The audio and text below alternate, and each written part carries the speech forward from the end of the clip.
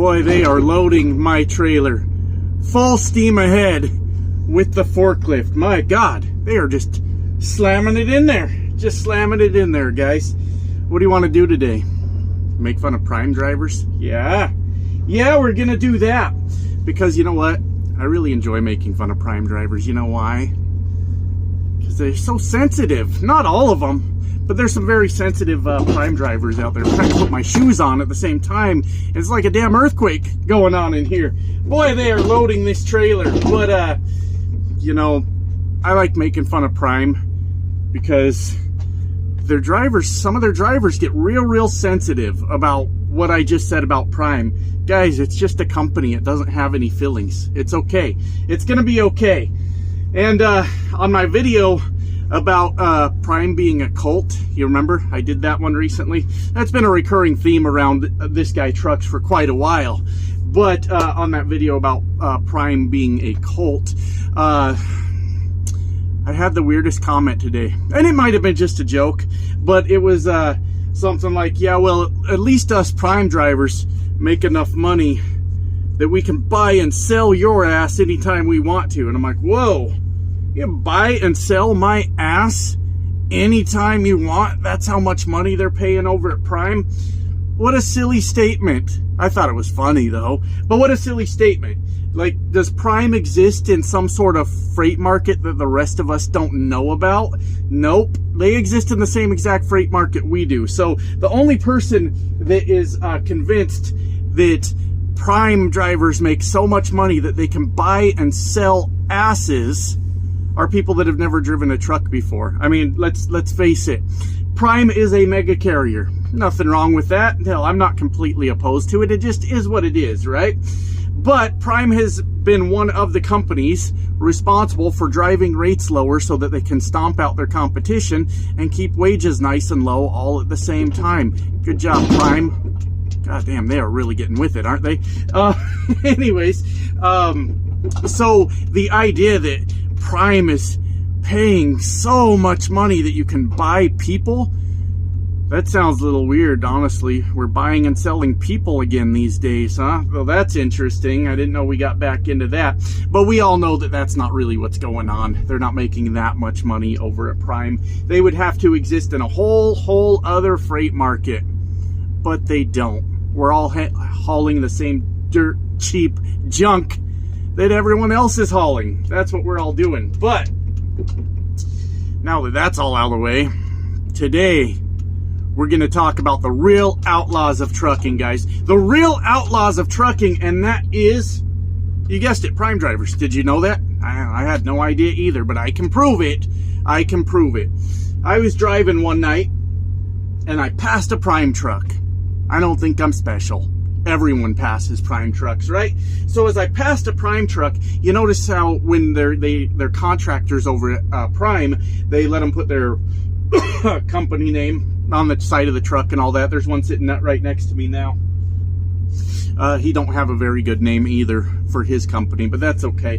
That's okay. It happens. But as I passed this Prime truck, I noticed the name of his company on the side of the truck as I passed him. And you guys know what it was? Outlaw Trucking. That's right, Outlaw Trucking.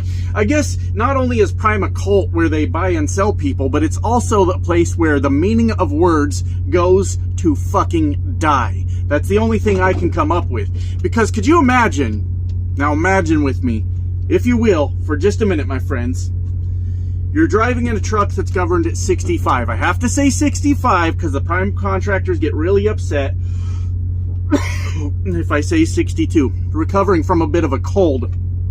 That's why y'all didn't see me around here Monday. I was laying in the truck trying to breathe. No fun. Anyways, so you're an outlaw trucker driving down the road in a semi-truck that's governed at 65 miles per hour. It's got an electronic logging device making sure you don't go over your hours of service. You've got all your permits in a book. All your permits that make it okay for you to travel on the interstate highway system. And that fucking truck even has insurance on it. This doesn't sound very outlaw to me. right? I don't know what this prime driver thinks he's doing that's out there being the outlaw thing, but like the only place this guy is going to raise any kind of hell is like in a residential neighborhood. You hear him out there in your cul-de-sac in front of your house, just, you know, really getting into that truck, really getting it going down the road. And then he's like, look how much I'm speeding, as he just carries 45 miles per hour right in front of your home. That's the only place that guy's going to be an outlaw trucker. That's the only place. But I just thought it was silly that he's calling himself Outlaw Trucking. Sorry about that. Little note from dispatch. Little note from dispatch, and I was concerned. I'm like, why is that coming through? But anyways, I always wonder about this outlaw trucking thing, right? People are on and on about, you know, doing outlaw trucking and all that stuff. And I gotta be honest, I'm not entirely convinced that outlaw trucking was ever really a thing. Now, there was some law breaking, and by definition, obviously, that would make you an outlaw, you know, if you're out there breaking laws. But have you ever asked one of the outlaw truckers what they were doing that was so crazy? You should ask sometime. When a guy talks about being an outlaw trucker, like, he wasn't like killing people or anything like that. He wasn't like, well, some of them were, but those are the real outlaw truckers. He wasn't running drugs across the border or anything like that. When these guys talk about being outlaw truckers, that's actually not what they mean at all. That's not what they're talking about. All the real outlaw truckers moved down to Florida, I think, and now they're doing DoorDash for meth money while yelling at everybody else that you're not a real trucker. It's very, very fucking bizarre. But I don't think there was ever really such a thing as outlaw trucking. I mean, sure, you would speed a little bit. Yeah, that happens. You would lie on your logbooks. These are all outlaw things, absolutely. But it's not near as gangster as you would think it would be, right? Not near as gangster. You stop and ask a guy, you know, they'll talk about how they used to run outlaw, and you ask them, right? And they're just not able to tell you anything besides speeding and logbooks, and that's about it. Everything else was completely, you know, made up. The whole, you know, 70s trucking movies that a lot of guys thought were documentaries, it's fucking weird, didn't actually happen. They were just movies. People weren't running fucking convoys across the country, you know, I don't know, driving the cops off the road. Was that ever a thing? I'm not really sure. Actually, I should go back and watch those movies, because that might be an interesting project. Go back and watch those movies now as a, you know, veteran trucker, and see if they were really being outlaw truckers or if they were just like doing goofy shit through the entire movie. I'm not really sure, but it'd be worth checking into, maybe worth watching, just to see what was so, you know, gangster about these trucking movies. But it is silly that so many people think that that's real life. It's just a movie, guys. It's just a movie. We gotta get out here and play by the rules and all those things. And I mean, I'd like to see more outlaw shit, if I'm being honest with you. That'd be a lot of fun, right? It'd be a lot of fun to do some outlaw shit.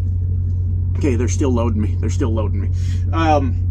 But I can't even think of like what you would really do. Like, nobody wants to do like prison time, right? We just want to have some fun. We just want to break the laws a little bit. We don't want to go too crazy. And that's kind of what we've always been doing anyways. But like, if it were me, you know what I think we should do? Give like a 1 week, I was going to say immunity, but you'll find out that was the wrong fucking word to use. Like 1 week amnesty. Is amnesty a good word for like lot lizards? Bring back the lot lizards for a week, right? So we can all experience that. That would be way cooler. You'd see a lot less grumpy truckers out there. And you know what? Honestly, the lot lizard thing was gone as far as I can tell before I was a trucker. I actually read something about it. There was a certain period of time where law enforcement started to crack down on it. So there was an actual definable time when it went away. But hey, you gotta try that at least once, right? If you're gonna be a trucker, you gotta try it at least once. I mean, I would. I'd pick the nastiest one out there, bring her back to the truck and see what she's got, right? And then you spend the next 2 weeks, every time you get like an itch on your nuts or your throat gets a little bit scratchy, you start freaking the fuck out going, oh God, what did I get? Is it AIDS? Fuck, is it AIDS? But like, it'd be cool to at least give it a shot, right? To try it. But I can't think of any other outlaw shit that I'd really like to be doing out here. Because look at me, guys. I wouldn't make it in prison, baby. I wouldn't make it. I don't want to break no damn laws. I don't want to commit crimes. I would not survive at all. At all. Good God, man. They're making me work today. I don't know how I feel about all that. Good Lord. All right. Whatever. Okay. I had to call it a night. Sorry about that cough, guys. I had to call it a night. I'm a little bit rusty on the 18 speed. Yeah, we're going to need some practice. We're going to need some practice. So, it's been... The last time I drove an 18 speed, I was a really, really new truck driver. So, it's been quite a while. So, instead of continuing to think I know it all, I am going to watch some tutorials. Obviously, I understand how to shift. Obviously. But I killed it trying to start from a red light. I'm like, really? Okay, so I'm under a pretty heavy load, and I put it in first gear, but the high, yeah, I don't know what I'm talking about, and that killed it. So yeah, I just need to refine my technique a little bit, but it started to stress me out. I was like, what the hell are we doing here? And then I found excuse me, a place to park, and I just did that. I said, to hell with it. We're calling it a day. So, where were we? We were talking about this outlaw trucker thing. And I mean, look, I make fun of trucking a lot because there's a lot of really, really silly things out here. I don't know why people have put outlaw and trucking like hand in hand, like they go together, because they really don't. We're way too regulated to be doing any outlaw shit, and maybe at some point we weren't as regulated and you could have done some outlaw shit, but nobody was really doing any outlaw shit then either. And to me, it's just, it all sounds a little bit silly that it's like somebody's childhood fantasy was to grow up and be a big old badass outlaw trucker, and like they get out here and they know that's not true, that there's no outlaw trucking going on, and then they still try to convince everybody else that they're running outlaw and shit like that. Now the guy at Prime, it was probably just his company name. I'm pretty sure he's not thinking that he's some outlaw out here just, you know, running amok all over the country doing whatever he wants to do. It's probably a name, and it's a cute name. It's adorable. I like it a lot. But I don't think anybody really believes that outlaw trucking stuff. So I wish I had more to say on that, but I am absolutely exhausted. Like I said, guys, I've been sick. I got some kind of cold. It wasn't too bad. It was just like my throat hurt a little bit, but just enough to keep me awake all the time. And now I'm coughing, as you can hear, and coughing some junk up here and there, but now I'm not coughing anything up. It's just dry. It's just real gross, man. And I'm just very tired. But hey, we're off on the maiden voyage in the new truck. Like I said, I've got some brushing up to do on my my skills. I imagine this is so dumb, but it's like I haven't done it in so long. I was starting sort of uphill, and this is a pretty heavy load, like 42,000 or something. Not like a crazy hill, but uphill a little bit. So, I tried starting it in first gear, but the high, see, because it's a range selector on the bottom, my mind is fucking fried. And anyways, that didn't work out for me.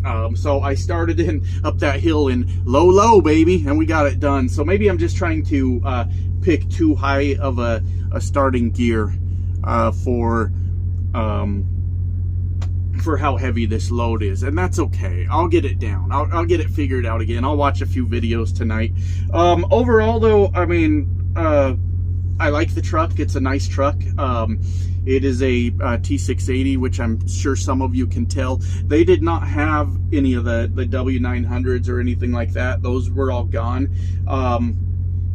So I got this one. I got this one, and actually I don't mind that because fuel savings are a big deal. You guys were talking some sense into me in my last live stream about fuel cost and all that stuff, and that's absolutely true. Fuel cost is a big deal. So not much else on the whole outlaw trucking thing, but we're just gonna get better at driving this thing,